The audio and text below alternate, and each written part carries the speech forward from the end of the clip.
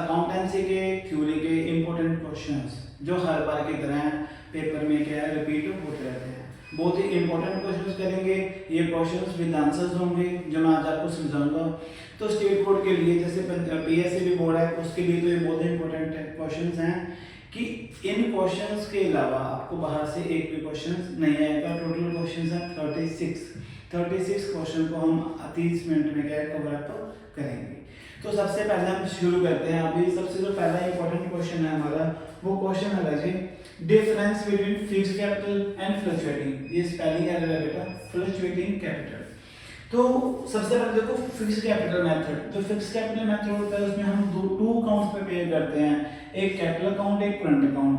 दूसरा क्या होता है इसमें, इसके कैपिटल अकाउंट में क्या होता है या तो कैपिटल इंट्रोड्यूस होगी या कैपिटल क्या होगी विड्रॉ होगी। कैपिटल अकाउंट में हम किसी भी तरह की एडजस्टमेंट नहीं करते, जो एडजस्टमेंट करते हैं हम वो करंट अकाउंट में करते हैं।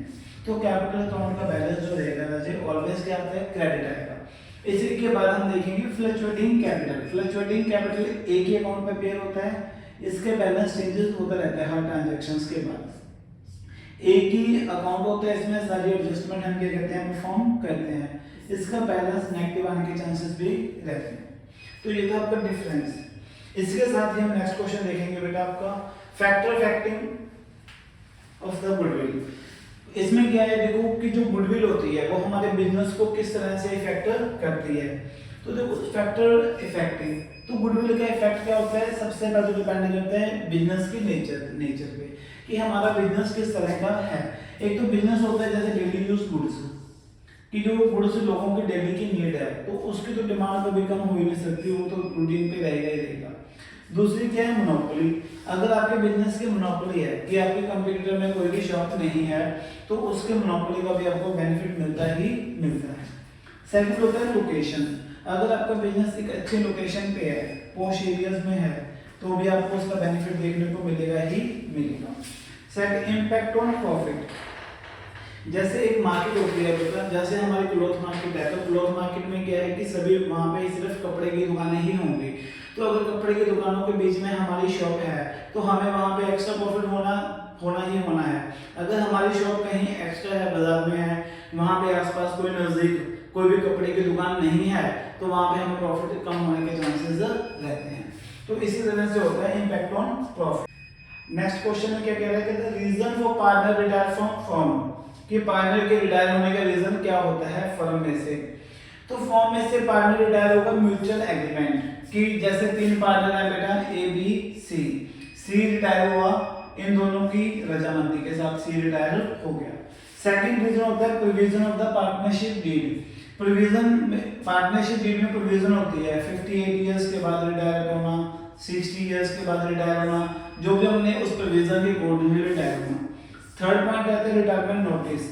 अगर सी ने रिटायर होना था उसने सिर्फ नोटिस दे दिया इनको सीधा डायरेक्ट, उन्होंने पूछा नहीं है ए बी से कि मैं रिटायर होना हूं, सीधा डायरेक्ट नोटिस दे दिया, तो ए बी उसे रोक नहीं सकते रिटायर होने से, क्योंकि उसका ये राइट होता है। Common and personal reasons. Personal reasons में क्या है, या तो वो ओल्ड एज हो गया, इल हो गया, या चेंज इन पर्सनल इंटरेस्ट, या स्टेबुलेशन या रीलोकेशन, कि वो कहीं उसने फॉरेन शिफ्ट कर लिया है अपने आप को, तो ये उसका पर्सनल रीजन रहता है। इसी के साथ देखेंगे change of profit sharing ratio. Profit sharing ratio के चेंज होने के क्या क्या कारण होते हैं। सबसे पहले होता है gaining and sacrificing ratio. Second होता है गुडविल, एडजस्ट करते हैं हम। थर्ड होता है इसमें reserve profit and losses. Fourth इसमें क्या होता है valuation of assets and disassessment of liabilities. Fifth इसमें रहेगा एडजस्टमेंट ऑफ कैपिटल। तो जब भी हम profit and sharing ratio change करते हैं तो उसका इन पांच चीजों के ऊपर इफेक्ट देखने को मिलता ही मिलता है। इसी के साथ हम नेक्स्ट क्वेश्चन देखेंगे, four features of the partnership. Features क्या रहेंगे पार्टनरशिप के। पार्टनरशिप के फीचर्स क्या होते हैं, मिनिमम पर्सन 2, मैक्सिमम पर्सन 50। और ध्यान रखना आपने अनसोन पर्सन या माइनर ये डिस्क्वालिफाइड होते हैं, ये पार्टनर नहीं बन सकते। सेकंड होता है एग्रीमेंट। एग्रीमेंट टू टाइप्स होता है, या तो ओरल होगा या रिटन होगा, बट पार्टनरशिप डीड में एग्रीमेंट करना कंपल्सरी नहीं होता, एज अ विश होती है राजे। इसके बाद थर्ड पॉइंट है इसका law of business. Law of business कि बिजनेस हमारा क्या होना चाहिए, लीगली ही होना चाहिए। फोर्थ पॉइंट होता है शेयरिंग ऑफ प्रॉफिट, कि जो एग्रीमेंट होता है, एग्रीमेंट में हम अपना जो प्रॉफिट शेयरिंग रेशियो है उसका हिस्सा लिख देते हैं कि हमने कैसे करना है कैसे नहीं करना। तो इसमें नोट दिया हुआ है, इन एनी केस अगर आपका माइनर किसी केस के अंदर पार्टनर बन जाता है तो वो सिर्फ ध्यान रखना आपने सिर्फ प्रॉफिट का हिस्सेदार होगा, लॉस का हिस्सेदार नहीं होगा, इस बात का आपने ध्यान रखना है। नेक्स्ट आ गया adjustment carried out partners of the time of death partners, कि जब डेथ होती है तब हमें क्या क्या एडजस्टमेंट करनी पड़ती है। सबसे पहले तो प्रॉफिट टाइम बेसिस या सेल बेसिस के ऊपर कैलकुलेट होगा। सेकंड रहेगा valuation and adjustment of goodwill, तो उसमें क्या होता है कि जो गुडविल की होती है उसकी वैल्यूएशन या एडजस्टमेंट करनी होती है हमें। थर्ड रहता है इसमें revaluation assets and liability, assets and liability की हम रिवैल्यूएशन करते हैं, जो भी उसका बनता है हिस्सा हमें देना होता है, रिजर्व हो गया, प्रॉफिट हो गया, लॉसेस हो गई। और साथ में फिफ्थ रहेगा interest on drawing interest on drawing वो भी लेंगे। सेटलमेंट ऑफ अमाउंट ड्यू, कि जो भी उसकी फाइनली सेटलमेंट अमाउंट बनेगी जिसमें क्या होता है कि उसकी गुडविल कैपिटल या प्रॉफिट एंड रिजर्व जो भी बनेगा वो हमें उससे पे आउट करना होता है, उसमें उसी टाइम पे आउट करना होता है जब पार्टनर की डेथ होती है। विद इन स्टिपुलेटेड टाइम होता है 7 डेज या 15 डेज के बीच में हमें पे आउट करना होता है। अदरवाइज हम उसको पे नहीं करते या उसको हम डिले करते हैं तो according to Indian partnership act 1932 के अकॉर्डिंगली 6% उसके ऊपर इंटरेस्ट एप्लीकेबल होगा, उसमें डीड हो चाहे ना हो वो देना कंपलसरी है। लाइक जैसे इंटरेस्ट ऑन लोन के ऊपर हम 6% इंटरेस्ट पे करते हैं, इसी तरह से इसके ऊपर भी हमें इंटरेस्ट ऑन लोन क्या करना पड़ेगा, पे करना पड़ेगा। इसके बाद हम देख रहे हैं difference between capital reserve and capital reserve. तो ये बहुत ही इंपॉर्टेंट क्वेश्चन है, बच्चे अक्सर कंफ्यूज होते हैं कि sir reserve capital capital reserve में क्या होता है। तो सबसे पहले देखेंगे रिजर्व कैपिटल। रिजर्व कैपिटल क्या होता है, अनकॉल्ड कैपिटल, कि ये कैपिटल क्या है, अनकॉल्ड है, इसके लिए स्पेशल रेजोल्यूशन पास करना पड़ता है। ये ऑप्शनल होती है, मे और मे नॉट। तो ये यूज होती है वाइंडिंग अप, कि जब भी कंपनी हमारी क्या होती है वाइंडिंग अप होती है। Not showing the balance sheet, इसको हम बैलेंस शीट में शो नहीं करते।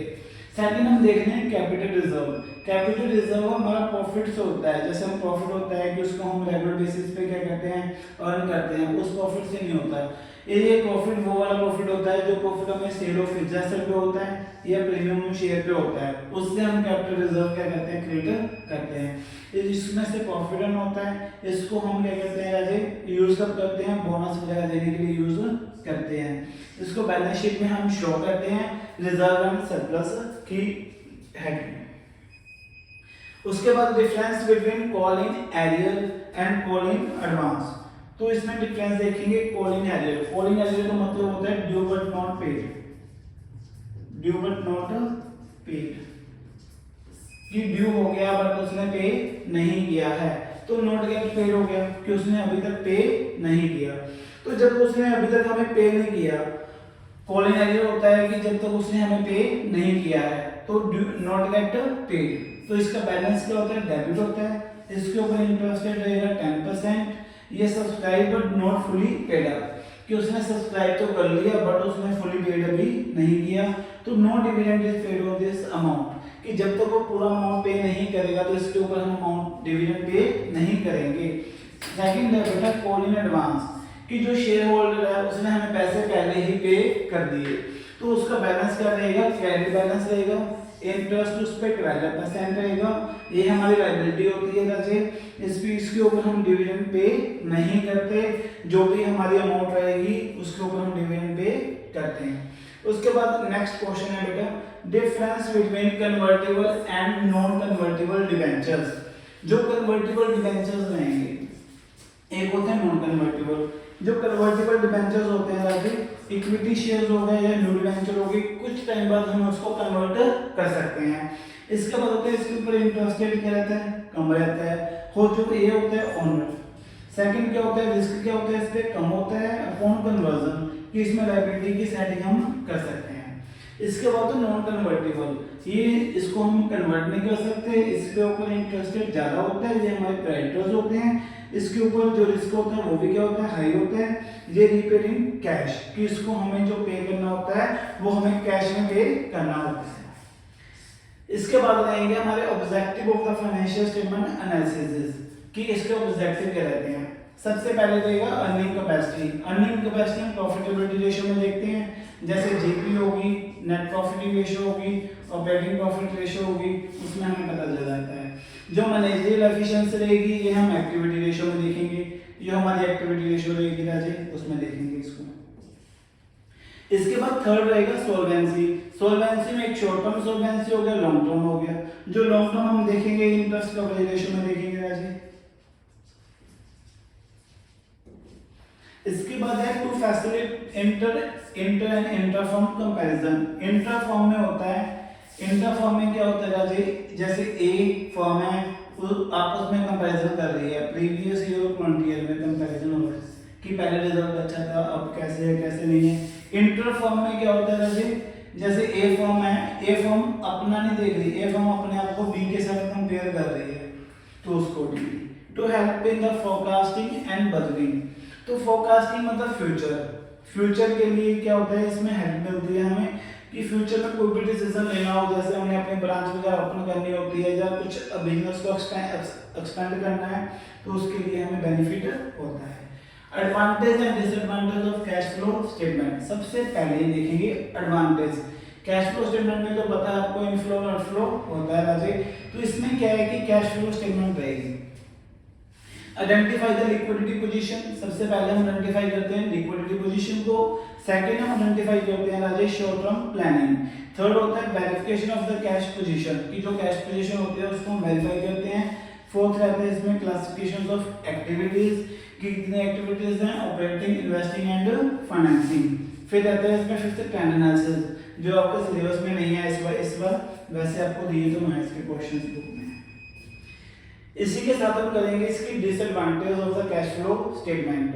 तो disadvantage of cash flow statement में क्या रहेगा कि ये हिस्टोरिकल। कई बार क्या होता है कि हम अपना हम डाटा नहीं देखते, हम तो बस एक ही बात होती है पास्ट डाटा के अकॉर्डिंग ही अपने डिसीजन लेते रहते हैं, तो वो डिसीजन गलत होते हैं सारे। इग्नोर नॉन कैश ट्रांजैक्शन की मतलब कई बार क्या होता है कि नॉन कैश ट्रांजैक्शंस को हम इग्नोर कर देते हैं। Not a substitute for the payment account. फिर potential for the manipulations. Manipulation क्या होता है, कोई भी मतलब पेमेंट डिले करना है, कुछ भी करना। फिर इसमें हमें एक्रूअल कांसेप्ट को क्या करना होता है, इग्नोर करना होता है पूरा का पूरा। इसके बाद रहेगा difference between share and debentures. कि जो शेयर्स होते हैं राजे वो क्या होती है, ओनरशिप होती है। ओनर शेयर होल्डर एक ओनर होता है राजे, उसके ऊपर हम डिविडेंड पे करते हैं, प्रॉफिट होता है, हमें वोटिंग राइट्स होती हैं, और जो होता है सिक्योर्ड रहते हैं। तो इसमें क्या होता है, रिपेयर करना होता है। जो मतलब शेयर्स रहेंगे वो हमारे क्या होते हैं, सिक्योर नहीं होते। जो डिबेंचर होते हैं इसमें एक डेट होता है, क्रेडिटर्स होते हैं, इसके ऊपर फिक्स्ड इंटरेस्ट रेट हमें पे करना पड़ता है राजे। उसके बाद इसके पास वोटिंग राइट नहीं होता, ये सिक्योर होते हैं बेटा। और इसको क्या होता है कि जो इसको पे करना होता है लिक्विडिटी में हमें इसको पे आउट करना पड़ता है।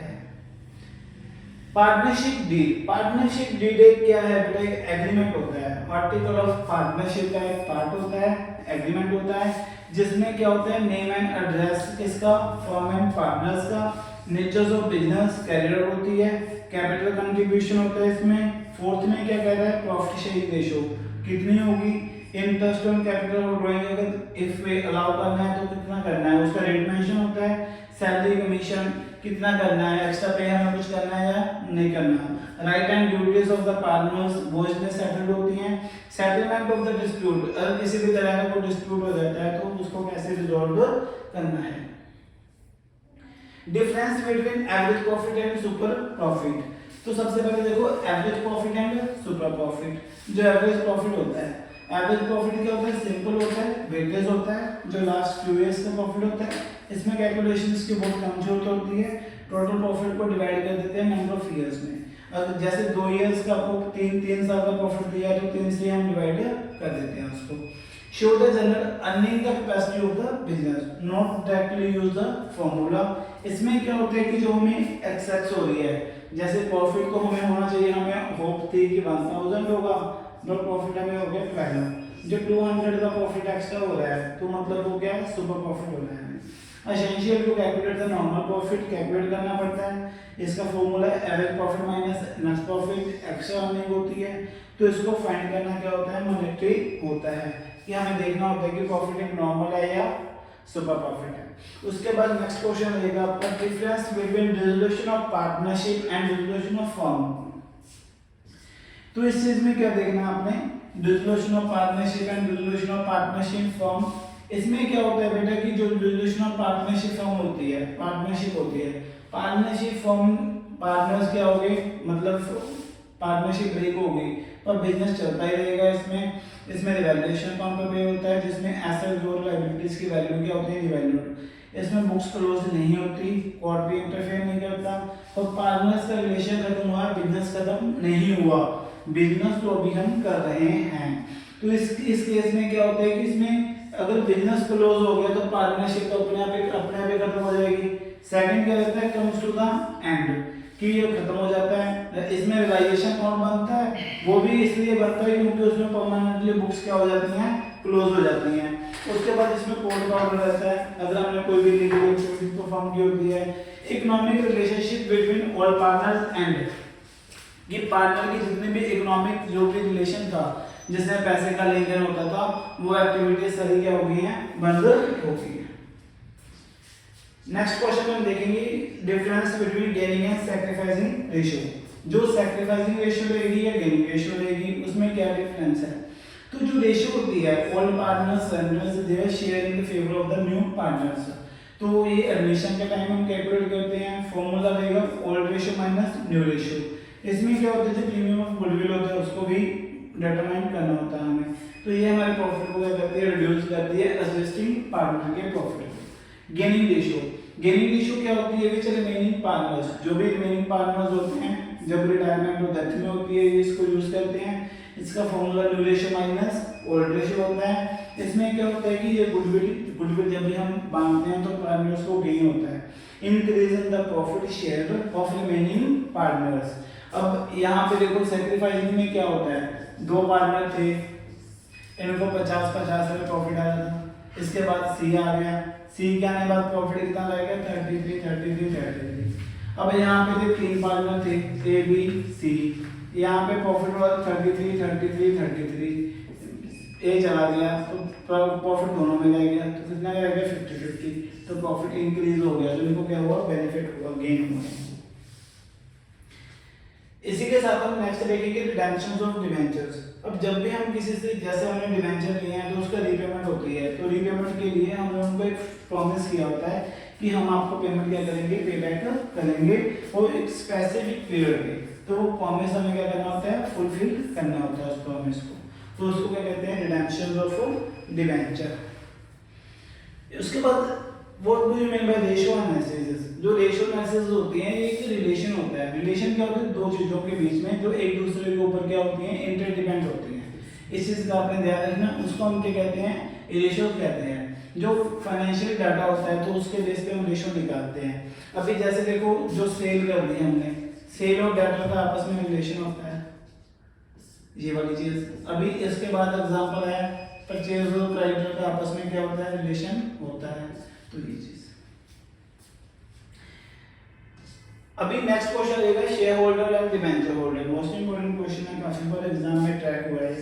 तो उसके बाद क्या था, ओनर्स की ओनर होते हैं, डिविडेंड पे करते हैं, फ्लक्चुएटिंग होता है, वोटिंग राइट्स होते हैं, सिक्योर नहीं होते और इसमें रिस्क क्या होता है, ज्यादा होता है। जो डिबेंचर होल्डर होते हैं वो क्रेडिटर होते हैं, उसके ऊपर हमें इंटरेस्ट पे करना होता है, ये फिक्स रहते हैं। इसमें जो वोटिंग राइट नहीं होते और ये सिक्योर होता है। इसमें रिस्क बहुत मिनिमल मतलब कोई अनसर्टेनिटी रिस्क ही रहता है। अदरवाइज तो ये क्योंकि मॉर्टेज होती है इसमें राजे, तो मॉर्टेज में क्या होता है, ये कवर कर लेते हैं अपना जो भी इनका लॉस होता है। नेक्स्ट क्वेश्चन आपका रहेगा difference between revaluation and realisation. तो रिवैल्यूएशन एंड रियलाइजेशन में क्या रहेगा, जो रिवैल्यूएशन है वो realisation. Revaluation reconstitution, admission, retirement, death के टाइम पे बनता है राजे। इसमें एसेट्स और लायबिलिटी की वैल्यूज रिवाइज होती हैं। ये ओल्ड पार्टनर्स ओल्ड रेशियो में ए मल्टीपल टाइम जितने वो मर्जी मंथ बन सकता है। तो एसेट्स एंड लायबिलिटीज इसमें क्या है, बैलेंस शीट हर बार नहीं बनती रहेगी। जो रियलाइजेशन होता है ये डिसोल्यूशन ऑफ फर्म, कि जब फर्म बंद हो रही है तभी बनता है। इसमें क्या होता है, जो प्रॉफिट एंड लॉस होता है sale of assets and payment of liability के लिए बनता है। अब जो इसमें ऑल पार्टनर्स होता है जो प्रॉफिट शेयर रेशियो में डिवाइड कर देते हैं, ये एक बार ही बनता है। जब भी जब बनता है तो फिर बिजनेस क्या हो जाता है, खत्म हो जाता है। दूसरी बार ये नहीं बनता।